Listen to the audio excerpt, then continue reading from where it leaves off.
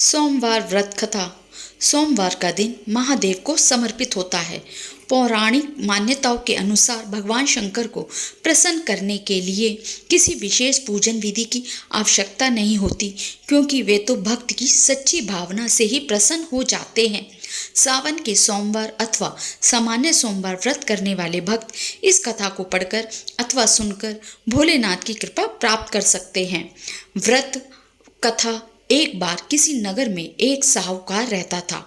उसके पास धन की कोई कमी नहीं थी, लेकिन संतान न होने के कारण वह बहुत दुखी रहता था। संतान प्राप्ति के लिए वह हर सोमवार को व्रत रखता था और पूरी श्रद्धा के साथ शिव मंदिर जाकर भगवान शिव और माता पार्वती की पूजा करता था। उसकी भक्ति देखकर एक दिन माता पार्वती प्रसन्न हो गई और भगवान शिव से साहूकार की मनोकामना पूर्ण करने का आग्रह किया।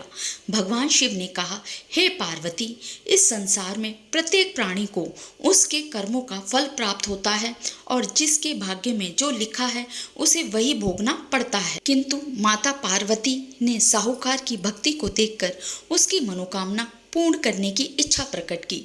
माता पार्वती के आग्रह पर शिव जी ने साहूकार को पुत्र प्राप्ति का वरदान दे दिया, लेकिन यह भी बताया कि वह बालक केवल 12 वर्ष की आयु तक जीवित रहेगा। साहूकार यह सब सुन रहा था, अतः उसे तो अधिक खुशी हुई और ना ही दुख। वह पूर्ववत श्रद्धा से भगवान शिव की पूजा करता रहा। कुछ समय बाद साहूकार की पत्नी ने एक पुत्र को जन्म दिया। जब वह बालक 11 वर्ष का हुआ तो साहूकार ने उसे पढ़ने के लिए काशी भेजने का निर्णय लिया। उसने अपने पुत्र के मामा को बुलाकर बहुत सारा धन देकर कहा, इस बालक को काशी विद्या प्राप्ति के लिए ले जाओ। मार्ग में यज्ञ कराते हुए और ब्राह्मणों को भोजन दक्षिणा देते हुए जाना। दोनों मामा भांजे यज्ञ कराते हुए काशी की ओर चल पड़े।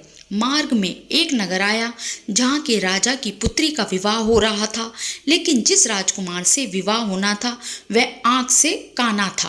राजा ने यह सोचकर कि लोग इस दोष को जान जाएंगे, साहूकार के सुंदर पुत्र को दूल्हे के वस्त्र पहनाकर राजकुमारी से विवाह करा दिया।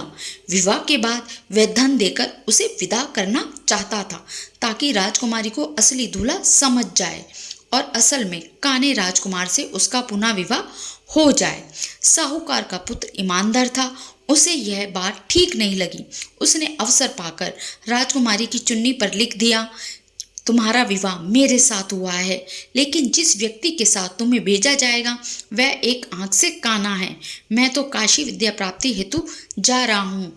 राजकुमारी ने यह जब पढ़ा तो उसने यह बात अपने माता पिता को बताई। राजा ने अपनी पुत्री को विदा नहीं किया और बारात को लौटा दिया। उधर साहूकार का पुत्र अपने मामा के साथ काशी पहुंच गया। वहां उन्होंने यज्ञ किया। जिस दिन बालक 12 वर्ष का हुआ उसी दिन पुनः यज्ञ हो रहा था। बालक ने मामा से कहा, मुझे तबीयत ठीक नहीं लग रही है। मामा ने कहा, तुम भीतर जाकर विश्राम करो। शिव जी के वरदान अनुसार थोड़ी ही देर में बालक के प्राण निकल गए। भांजे को मृत देखकर मामा विलाप करने लगे। संयोगवश उसी समय भगवान शिव और माता पार्वती वहां से गुजर रही थी। माता पार्वती ने कहा, स्वामी, इस व्यक्ति का विलाप मुझसे सहन नहीं हो रहा है, कृपया इसके कष्ट को दूर करें। भगवान शिव बालक के समीप पहुंचे और बोले, यह उसी साहूकार का पुत्र है जिसे मैंने 12 वर्ष का जीवन दिया था। इसकी आयु पूर्ण हो चुकी है।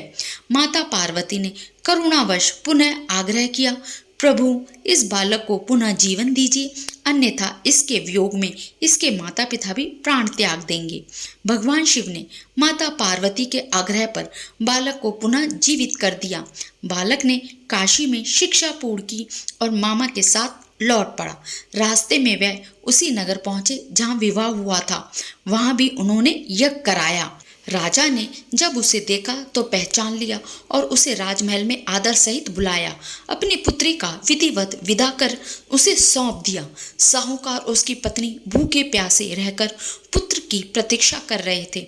उन्होंने प्रण किया था कि यदि पुत्र की मृत्यु का समाचार मिला तो वह भी अपने प्राण त्याग देंगे, लेकिन जब उन्हें पुत्र के जीवित होने का समाचार मिला तो वे अत्यंत प्रसन्न हुए।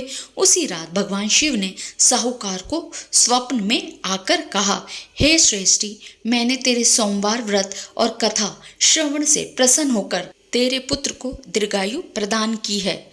कथा समाप्त। वीडियो अच्छी लगे तो लाइक कीजिए, कमेंट में हर हर महादेव ज़रूर लिखें, चैनल को सब्सक्राइब करें।